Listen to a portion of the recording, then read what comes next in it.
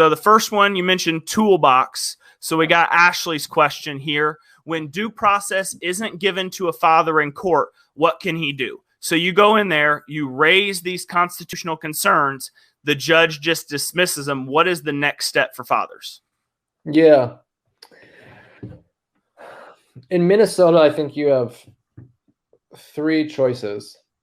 One, you can wait till the conclusion of the case and appeal, which is an expensive and the burden's against you and you're likely to fail, both because of money and because the appellate court's rubber stamp.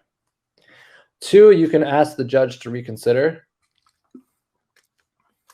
and procedurally, I don't know if these will apply in the other states, but I think the basics apply, right? Appeal, request to reconsider, motion to reconsider, same thing. Inform the judge, say, hey, judge, I know you have a lot going on. These are the facts. Again, can you take a second look at this? I've been like 50-50 successful here in requests to reconsider. And in Minnesota, you have to request to make a motion to reconsider. So the judge has to grant your request in order to file a motion to the court to reconsider. So you have to request to request the judge to reconsider the ruling. Yeah, it's real fun. Yeah, yeah. And thirdly, you can appeal, and this is in Minnesota, you can appeal to the court in a writ of mandamus, which is like fast track, get to the Court of Appeals because it's not a final issue. It's not the court. The case hasn't come to its conclusion yet. You need the appellate court to weigh in ASAP because of a highly important issue. And you're asking the appellate court to issue a writ of mandamus, mandating at that moment. It's called a writ of mandamus or a writ of prohibition. They're the same thing. We're asking the appellate court to mandate that the district court do this or prohibit the district court from doing this. And those 3 modes of relief, outside of that, if you've been violated due process wise, those are the 3 tools in my toolkit. Yeah, it's about the same in California.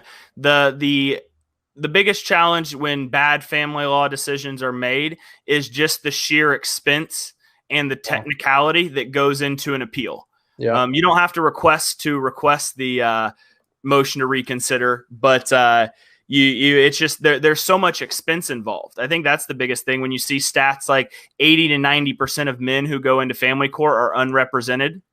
A lot of times these guys get saddled with, you see it all the time in California. I don't know how child support, when it gets situated in Minnesota, but they may go 3 to 6 months before DCSS says this is what child support's going to be. And all of a sudden, if it's $2,000 a month, they're $12,000 in arrears right away. Yeah. That is not the way it is in Minnesota, but that's preposterous. It's even worse. We had Texas attorney Cassandra Daniels on. They can go back 4 years in the state of Texas. So no one files, no one does anything. Mom can decide one day that, you know what, or the custodial parent can decide one day, I want child support, and the Office of the Attorney General can go after the past 4 years.